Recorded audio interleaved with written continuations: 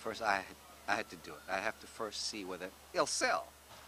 Organization, complain, start protest, start committees. That was not it. First, I had to do it. I have to first see whether it'll sell. So that's what I have tried to do, and so that led me to complete my script. It's interesting, it's only in the last few weeks that I had completed, just before Papa's death. A lot of things had happened before that. And so I really wanted to come up now to see really the kids. I don't feel I'm part of this Congress. I really didn't want to come see the Congress. But the only way I could see the kids was that my wife said, my ex said, well, you have to I'll bring in the kids to the Congress. So you have to be there and babysit them all day. I said, okay, fine. And here I am. So I accepted that. And anyway, in order to do that, anyway, I didn't have the money from LA to come up here. So it was all a surprise. And just by happenstance again, Marwan Lamel says, look, I've been trying to get hold of you for a week. I hadn't called him for months. And I talked to him. He said, we got a ride, you know. Rashid Black and Hanafi Tranchalito and himself were coming up and they have room for one. I said, but I have no money. He said, don't worry. I said, I have no place to stay. He said, don't worry. So I thought about it. I said, oh my God, you know, I should really be more responsible and stand on my feet, pay my taxes and everything. But somehow my life is such that I should not be standing on my feet. I should go ahead and accept things. That's not the truth about it. You know? So everything that Baba has told me to do, I cannot do. I have to do the opposite. You know, like one time Siddhartha said to me, you know, one of the saints, there were 9 saints, 9 wallets there. One of them was like almost half criminal. He was totally crazy. He was always in a state of crisis, always talked backwards, said everything differently. But he was a saint because there are various entrances to the path to God, and the back doors and through the window, and the thief can be very good. So anyway, I accepted it. He said, accept it, I accept it. So I went to the latihan hall, and I found out it was too early, and the latihan is going, and I wanted to go in there. No, stay out here. So I waited. Finally, I asked the security manager, is it finished? Yeah, I think it's kind of waiting. So I walked in, and everybody was gone. I thought, oh, I'm late again. So I opened the latihan door, and a couple of people were in there, you know, still laying around. So I snuck in and went in there. This is just a couple of nights ago.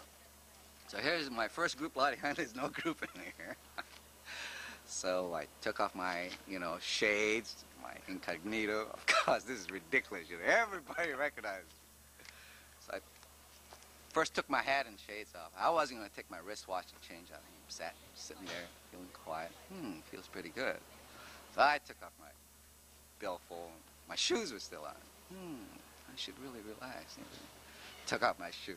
President, I'm taking off everything. You know, I took off my shirt. More and more relaxed. I was just about to take off my pants too. But no, I better hold on. It was a little warm, so I sat there. I said, well, no. You see, I reached a point, there was no movement. I can't move. So to me, latihan begins when it moves, you know. I'm sitting there. Oh, stand up. Okay, so I stand up. Oh, take off your shoes. Oh, I took off my shoes. So I'm standing there. Oh, I start yawning, and that's usually a sign something begins. I yawn, I fart, start relaxing, my hair falls down. And you know something's happening, because the body's getting ready. So I followed the sign. But still nothing happened.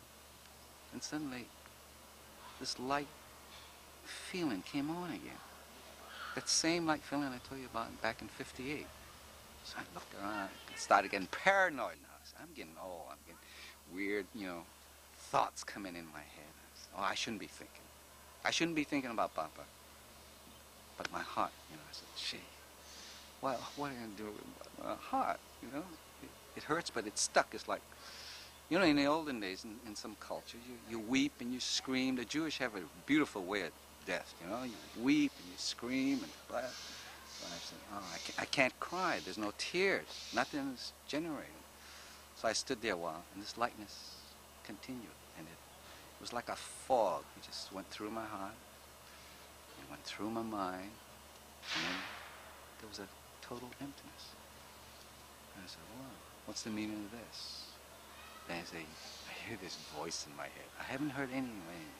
Ya, Husain. Crazy Husain. Ya. I said, ya what, Papa? And I just automatically, I just, ya what, Papa? Continue, go on. So I said, oh. I started yawning. He says, yeah. I said, hey, man, why'd you leave? He says, well, if I didn't leave, I couldn't talk to you like this. I said, oh, man, I've been trying to get enough funds to pay my wife, my ex, my children, and then fly back and see you. I knew it's going to be time soon enough, you know. I wanted to see you. I really, of all the people in the world, you know, I really, really miss. He says, yeah, I know that. I miss you too, but this way, I'm freer, you know. I can call you any time now. I said, you can, you know. And I said, well, he says, you know, my situation is really terrible, you know. He said, yeah. Actually, he's saying the situation is really very, very good. I said, oh, come on, you're putting me on. You're putting me on. He says, no. I says, but I can't do latihan. He says, no, you're doing latihan. You're doing it. You are feeling this. And he says, just take one step at a time and go along.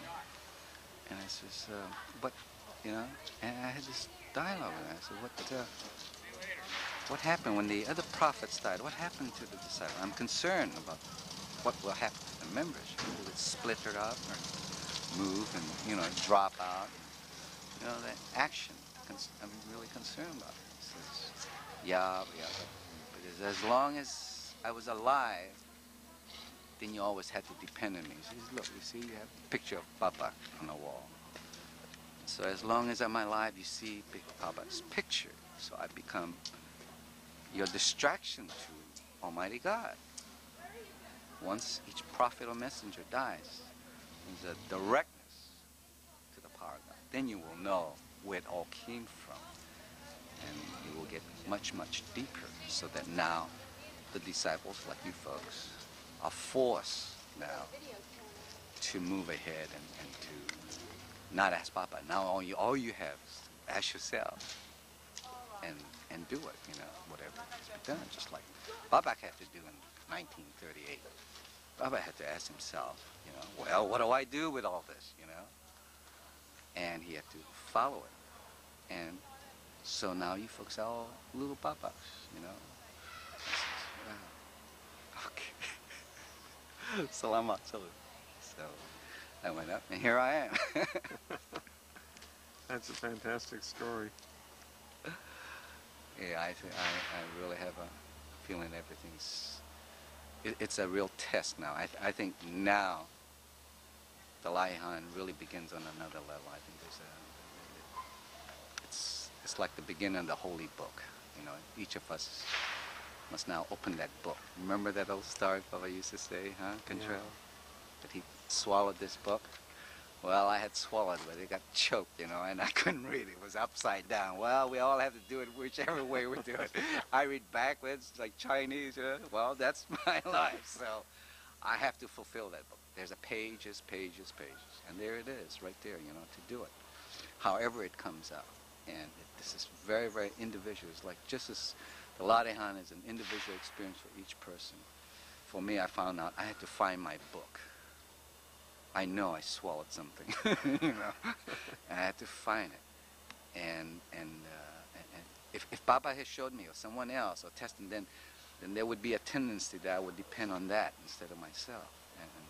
And that is the only way I will gain that strength. And when it does begin to manifest each step, then I feel I can really talk to a person about Subud. You see, in spite of all the hundreds of people I brought in Subud, I'll tell you, I feel very, very bad, guilty, that I really never knew how to tell them about my experiences in such a way that it would carry its own power, you know. And I feel that I was insufficient to it. Of course, it is not us that say it. We must relax so that the power of God would speak. But I couldn't, you know, I'm always interfering with the power of God. I'm always doing that. I never knew what the difference of the power of God and my, you know, Charlie. I call my Jiwa the Charlie, you know. I remember one time Papa Tess was saying, come up here, 2, 3 people. He says, Tess, where's your Jiwa? I said, all right, be quiet, stand, close your eyes, relax. I said, oh, this is duck soup. Snap. Relax. Oh, hey, you see, there's my Jiwa. I'm right in front of me. Oh, yeah. And he cracks up. I said, where's your Jiwa? I said, there. No, over there, 15 feet away. It's I said, Charlie, come here. What are you doing there?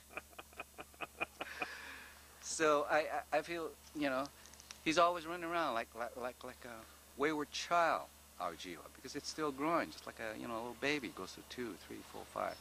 And now, I got this teenager running around, and, he rebels against me. No, he didn't want to go there. He was here, right? So there's a wall. So finally now, it's kind of settled. I think he's a little more mature. I think maybe he's 18 or 19. So there's something he wants to do. I don't know, you know. Us fathers, I screwed up with my kids. I'm always telling them, you know, Chinese are very firm. You do this, you know. No, you can't do it. And, it's just totally useless. I mean, I feel totally. So now I let go of my pride and say, all right, you run the show, you know, you do it. So I had to let go and surrender that, because he never tells you ahead what's really going on. He cons you a lot. He pulls all kinds of... So that's where I'm at. So you're wasting a lot of film. Okay. Thanks, Husain. Okay. Take care. See you later. Okay, bye-bye.